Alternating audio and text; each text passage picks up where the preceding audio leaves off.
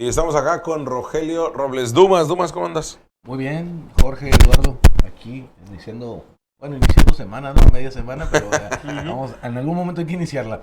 Oye, Dumas, en este caso hablábamos, hay mucho desconocimiento de qué pasa, por ejemplo, en un accidente. Sí. Ayer teníamos a Emiliano Reina que nos hablaba de otra situación que se vive en torno a las fiscalías que ahí haciéndose valer del Código de Procedimientos Penales, pues lo utilizan para su beneficio y hasta en 48 horas mantienen detenido si sufres cualquier accidente. Sí. No hablamos de cuando hay una muerte.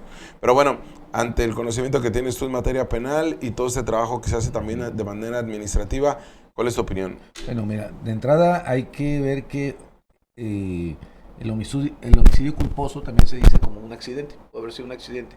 Y se llama que hay culpa porque pudiste haberlo prevenido de alguna manera. Lo pudiste. Desde el momento que tú te subes a un vehículo, eres responsable de todas las acciones que hagas dentro del vehículo y con el vehículo, ¿no? Salvo que, por ejemplo, hubiera una condición, ¿no? que te impidiera maniobrar, que se llama la vis mayor o la fuerza mayor, ¿no? Que te cayera un rayo y cayera un poste y ahí no lo puedes evitar, bueno, pues es otra situación. O te chocaron un auto y tú chocaras otro. Así es, entonces son causas que no son atribuibles en este caso al conductor. Aquí lo que se tiene que hacer, y lejos de todo juicio de valor, como lo dijiste tú, o de prejuicio, es ver los elementos objetivos de qué pasó.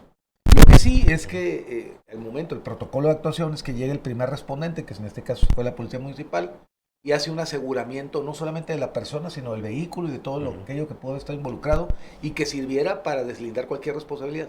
Se hace este aseguramiento. Incluso en algunas partes hasta se acordona el área y todo, ¿no? Sí. Entonces aquí debió haber habido esta situación. Ahora, una vez que se hace conocimiento del primer respondente, tiene la obligación de llevarlo al Ministerio Público o de dar aviso al Ministerio Público. Y como es un lugar donde hubo una muerte, el Ministerio Público se tiene que abocar con periciales y todo. Pero esto no implica que la persona imputada o presuntamente responsable tenga que ir directamente a la cárcel. Y esta es la gran confusión que tienen muchas personas.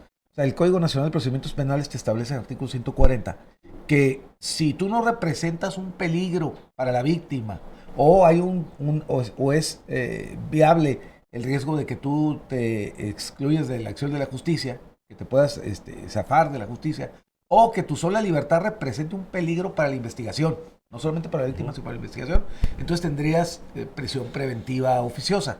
Y la prisión preventiva justificada es cuando el Ministerio Público alega cualquiera de estos elementos, ¿no?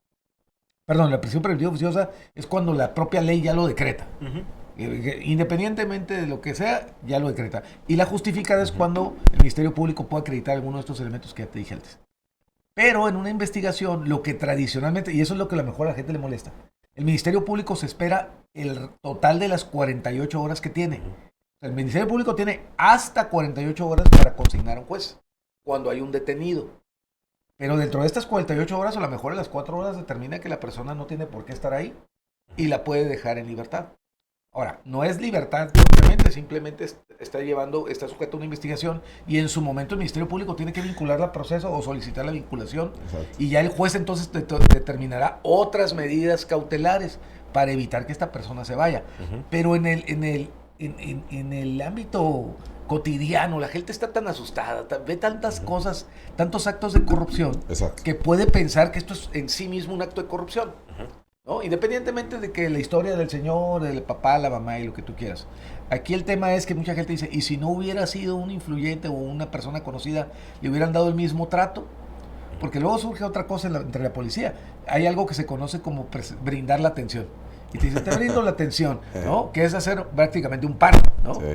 Como por ejemplo que la señora haya ido con ella en la patrulla, la mamá que se haya subido a la patrulla, es un acto irregular, no es un acto de procedimiento.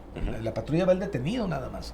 Sí. Ahora, si hay circunstancias extras, como por ejemplo que la muchacha estaba en un estado de shock, que es comprensible además, es muy comprensible que a la edad que tiene, por el impacto que es, porque se da cuenta, te cae la realidad y de repente no sabes cómo afrontarla. O sea, también es una situación que es real, porque yo escuché que se estaba riendo y digo, bueno, quién sabe si era... Hemos escuchado la palabra risa nerviosa de repente, ¿no? Pero, o sea, no sabes cómo reaccionar. O sea, nadie se levanta de su casa o sale de su carro, se sube a su carro pensando que va a privar de la vida a alguien, ¿no? Oye, además hay un caso que tú ya has comentado mucho en este espacio y que te ha tocado a ti incluso como abogado. o como defensor, ¿no? En caso de víctimas o de presuntos agresores. Lo que ha terminado por generar también mucha expectación y enojo de la población es unas declaraciones del esposo de la víctima, quien dice: fui a la comandancia, que realmente es, más que la comandancia, es a la agencia del Ministerio Público, a un lado de la comandancia, sí, y no tenía nada de información ni documentación sobre el caso. Y cuando voy a la comandancia me dicen que ellos no tenían información, que lo tenía la fiscalía. Sí. Va a la fiscalía y la Fiscalía Central ya es cuando le informa que sí, toda la carpeta y todo. Es decir, no hay una conexión de información o hay fallas administrativas que no todas las unidades de la fiscalía tienen toda la información debida. Algo que complica sin duda alguna el acceso a la información o la transparencia que deben de tener las víctimas o los deudos de las víctimas en estos casos.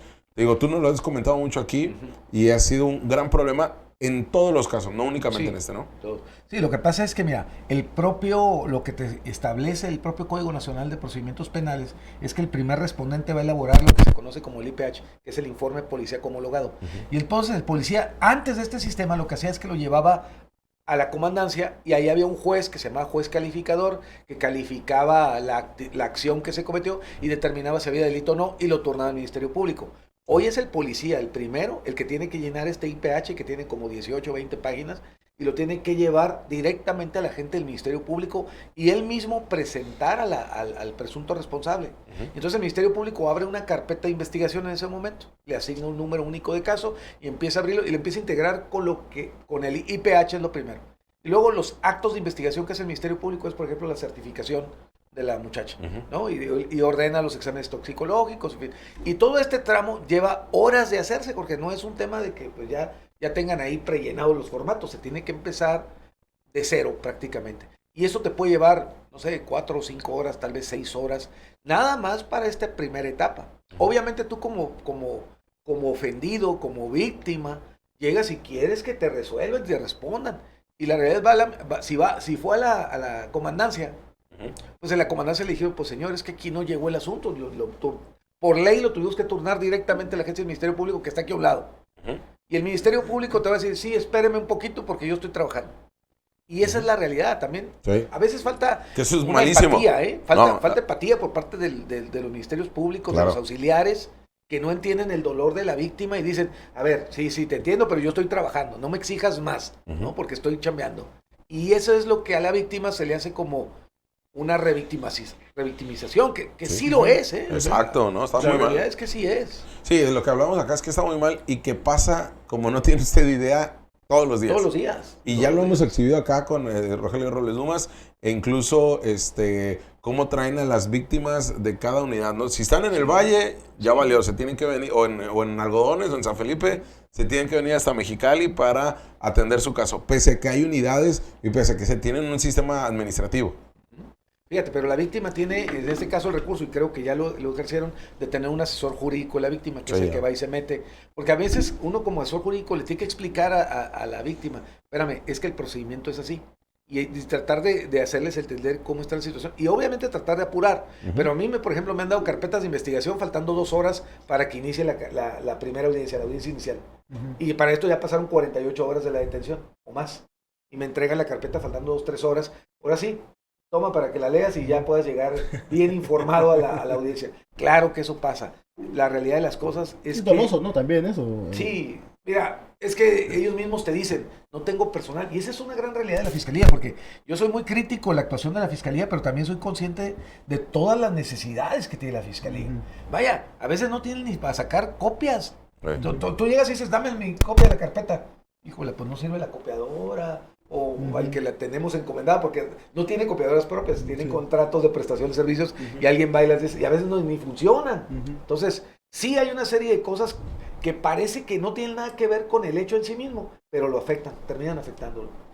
De hecho, algunas personas justamente comentan, por ejemplo, 4 o 5 horas que les son muy benéficas al detenido en un examen toxicológico, pues precisamente me imagino que fue parte de todo el proceso de las 4 o 5 horas, ¿no? Pero ese es el primer acto de actuación que debe hacer el Ministerio Público. Primero, la certificación del estado físico de tanto de la víctima cuando no es fallecido o del imputado para saber precisamente si venía inconveniente. Que esa se hace llegando. Esa se tiene que hacer luego, ¿no? Y es de sangre, o sea, es muy difícil que tardes 4 o 5 horas para que te lo hagan.